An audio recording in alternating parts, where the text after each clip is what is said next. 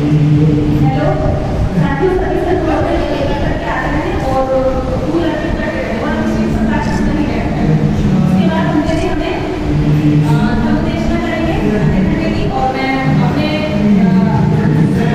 बड़े भाई समझ आके आदर को से इतनी गलती लेके आए और फूल अर्पित करने के लिए यहाँ पर उपस्थित रहे।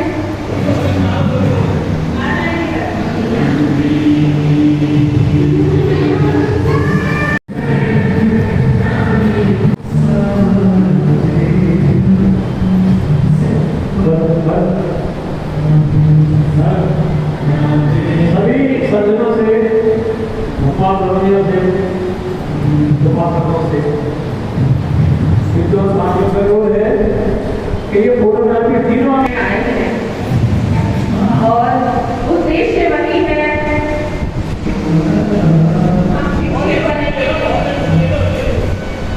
हम संगठित रहेंगे और हम संघर्ष करेंगे।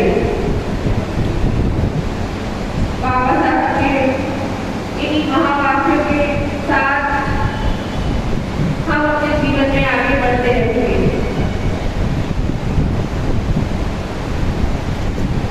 बुद्ध जी के आदर्शों का, उसके धर्म के वाक्यों का हम जीवन में पालन करेंगे और कितनी भी बड़ी से बड़ी बाधाएं आए हमारे जीवन में, हम उससे नहीं घबराएंगे, कभी हार नहीं मानेंगे।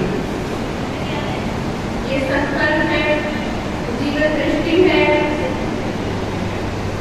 सत्य जी से आग्रह है, विनम्र निवेदन है कि वो आए और प्रकाश प्रज्वलित करें अपने कर्तव्यों से। इस कार्यक्रम के लिए हम सभी लोग अपना शुभाशीष दें।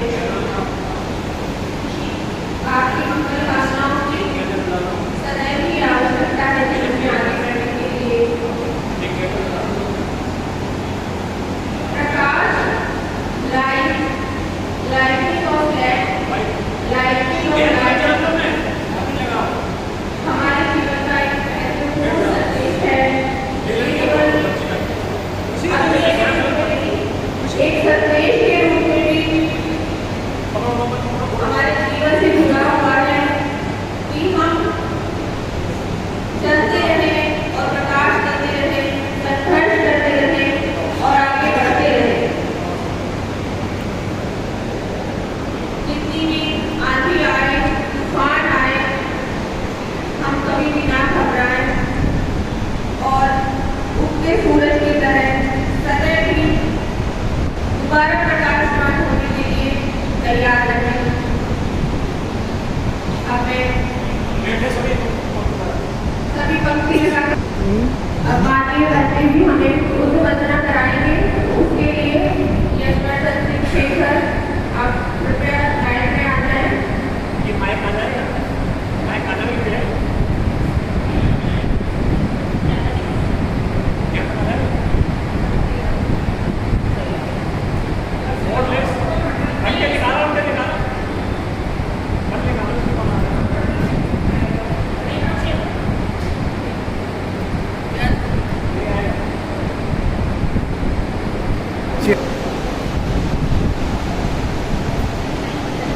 बोलेंगे सब लोग के साथ मैं बोलूँगा, तेरा नाम बोलूँगा, आसान बोलेंगे।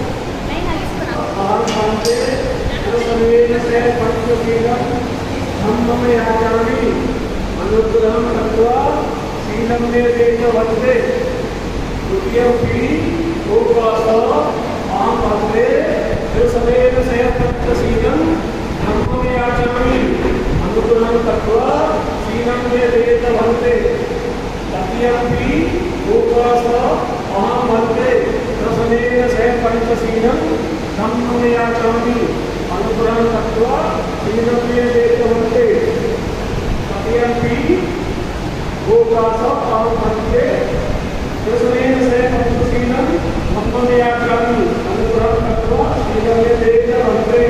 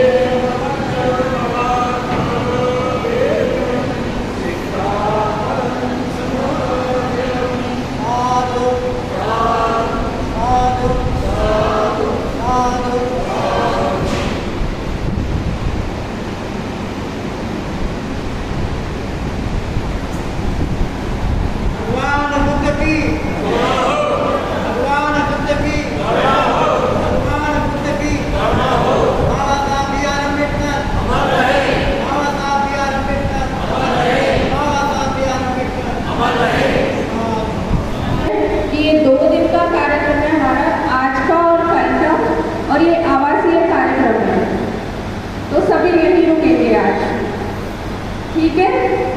और कल शाम तक पूरा प्रोग्राम अटेंड करेंगे, किसी भी चीज़ के बारे में चिंता ना करें, सब कुछ यहाँ पर आपके लिए व्यवस्थाएं करने की कोशिश की गई है। अब जैसा कि हमने परिचय की शुरुआत की थी, हमारे यहाँ बहुत दूर दूर से लोग आ रहे हैं, तो मैं लखीमपुर खीरी से आए भाई साहब से निवेदन करती हूँ कि वो यहाँ आए और अपने कार्यों और अपने जो उद्देश्य हैं उनके बारे में हमारे साथ चर्चा करें।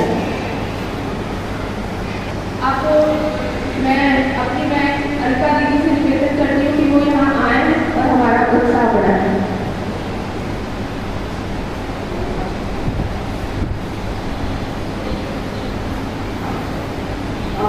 मेरी बहन अलका सिंह यहाँ पर सिकंदराबाद से आई है और यहाँ प्राइमरी विद्यालय में प्रधानाध्यापिका है और नौकरी करने के अलावा जन सेवा करना, अपने लोगों की सेवा करना, देश हित करना इनके जीवन के परम उद्देश्य है।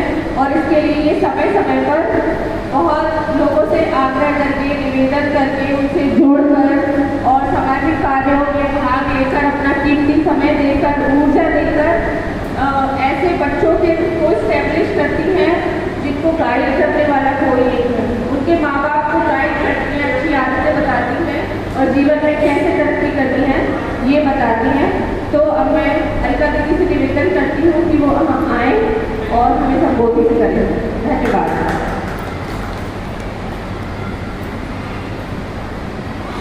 सभी उपस्थित सज्जनों को मेरा सादर जय देव। अपनी बात यहीं से प्रारंभ करना चाहूँगी कि बाबा साहब ने कहा था कि अगर हमें व्यवस्था से सहयोग लेना है या हमें व्यवस्था का विरोध करना है तो हमें व्यवस्था का अंग बनना जरूरी है। अगर हम बाहर से ही चिल्लाते रहेंगे, बाहर से ही विरोध करते रहेंगे तो उस विरोध के कोई मायने नहीं होते हैं, क्योंकि कोई सुनेगा ही नहीं आपकी बात। आप मान लीजिए किसी पोस्ट पे आ जाए, किसी एडमिनिस्ट्रेटिव पद पे आ जाए, पुलिस में आ जाए, या मेरी तरह एक छोटा सा टीचर ही बन जाए, अध्यापक ही बन जाए। मैं बेसिकली प्राइमरी में एडमिनिस्ट्रेटर हूँ और जो मेरे साथ के लोग हैं वो ज़्यादातर यही सोचते हैं कि उन्हें 5 घंटे की ड्यूटी करना है, अपने घर जाना है, चाहे 5 बच्चों को पढ़ाएं, 500 को बच्चों को पढ़ाएं, तनख्वाह उतनी ही मिलनी है। तो हम अपनी एनर्जी एक्स्ट्रा कार्यक्रमों में क्यों वेस्ट करें। मैं समय समय पे, क्योंकि भाई भी एडमिनिस्ट्रेशन में हमारा भी व्यक्तित्व इतना दबा हुआ नहीं है, मुखर व्यक्तित्व तो अधिकारियों से बिना किसी परिचय के भी मिल लेते हैं। मैं जहाँ पे जॉब करती हूँ,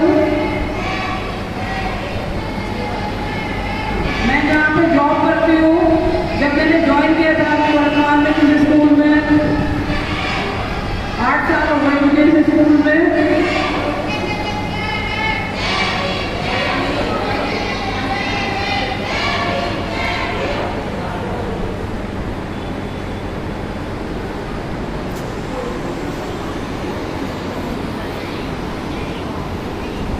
कि हमारा काफिला बढ़ता ही जा रहा है और बढ़ता ही जाएगा और बढ़ता ही जाएगा, ऐसा पूरा विश्वास है हमें। आपको है? बिल्कुल। आपको विश्वास है कि हमारा कारवा बढ़ता जाएगा और हमारे उद्देश्य पूरे होंगे? ठीक है, धन्यवाद। तो मैं सभी का वेलकम करती हूँ, जो दूर दराज से चलकर आ रहे हैं वो आए।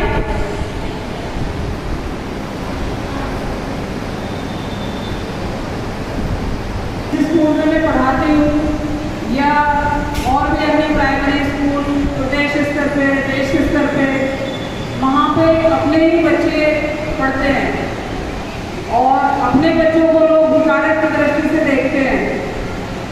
मैंने जब 16 साल पहले बदायूं में ज्वाइन किया था तो मेरी बमराला पोस्टिंग थी, नई नई नौकरी थी, ट्रेनिंग पीरियड चल रहा था तो बड़ा जोश था। तो हमारे मास्टर जी थे महाराम सिंह, वो उन्हें लोग कभी स्कूल नहीं आते थे, महाराम सिंह कहते थे। जब मैंने ज्वाइन किया तो मैं खूब मन लगा के बच्चों को पढ़ाती थी कि हाँ अपने बच्चे हैं या किसी के भी बच्चे हैं, हमारा जब पढ़ाने का काम है तो हमारा उद्देश्य सार्थक होना चाहिए।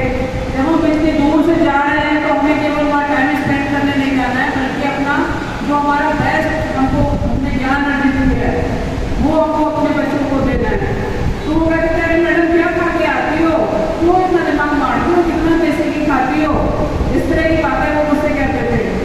फिर एक दिन उनको मेरी कास्ट पता नहीं थी, जब मैंने ज्वाइन किया था क्योंकि ट्रेनिंग पीरियड था, तो एक दिन मुझसे कहने लगे अरे एक ही बहन पढ़ गई, वो जाटो में एक ही बहन पढ़ गई तो सबके सर पे नाच रही है, अरे सबको पढ़ा दूंगी तो ये तो हमारे बिल्कुल हमारी तो रोजी रोटी मुश्किल हो जाएगी। बहन जी इनसे बस थकिया बजवाओ और खाना खिलाओ, घर भेजो।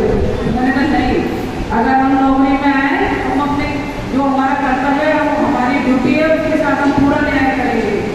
और उस दिन से आज 16 साल हो गए, कम से कम मैंने 50 बच्चियों को जो बीच में पढ़ाई छोड़ रही थी, कोई कक्षा 5 के बाद, कोई कक्षा 8 के बाद, सारे बच्चों को गाइड किया। कोरोना पीरियड में हमारी कई बच्चे ऐसी थी कि उनके माँ बाप फीस नहीं भर पा रहे थे तो उनकी पढ़ाई बंद करा रहे थे। अपनी जान बचाने के प्रधानाध्यापकों से मिलकर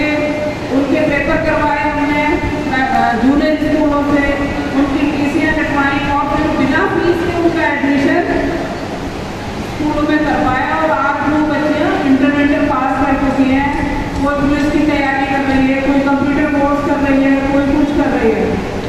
तो इस तरह के हमारे छोटे छोटे प्रयास हैं।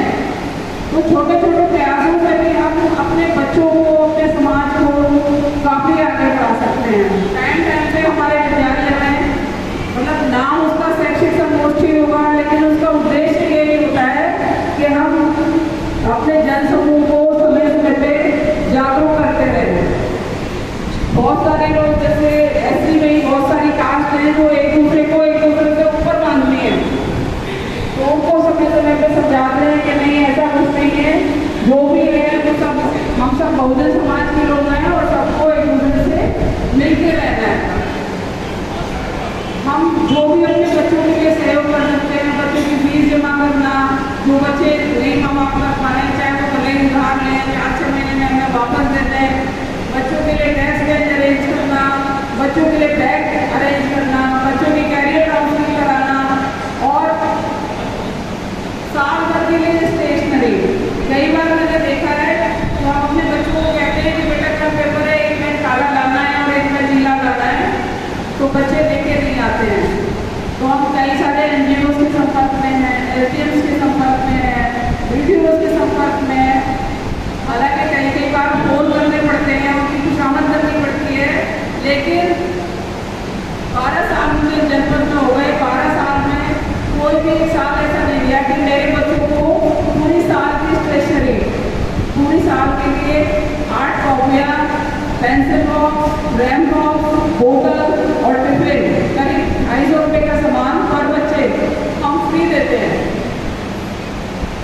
और समय समय पर अपनी महिलाओं के लिए भी जागरूक करने का कार्यक्रम करते रहते हैं कि परिवार में अनावश्यक कलह ना हो, सब लोग मिलजुल कर रहें, अपने स्वास्थ्य, हेल्थ और हाइजीन का ध्यान रखें। अपनी महिलाओं को क्योंकि ज़्यादातर घरों में काम करने जाती हैं, उन्हें हेल्थ एंड हाइजीन के बारे में, उन्हें मुक्त रोगों के बारे में, उन्हें यहाँ तक कि सैनिटरी पैड्स यूज करने के बारे में भी जानकारी नहीं होती है। तो हम समय समय पर कैंप लगाते हैं। हर 6 महीने कुछ हम अपने ऑफिस से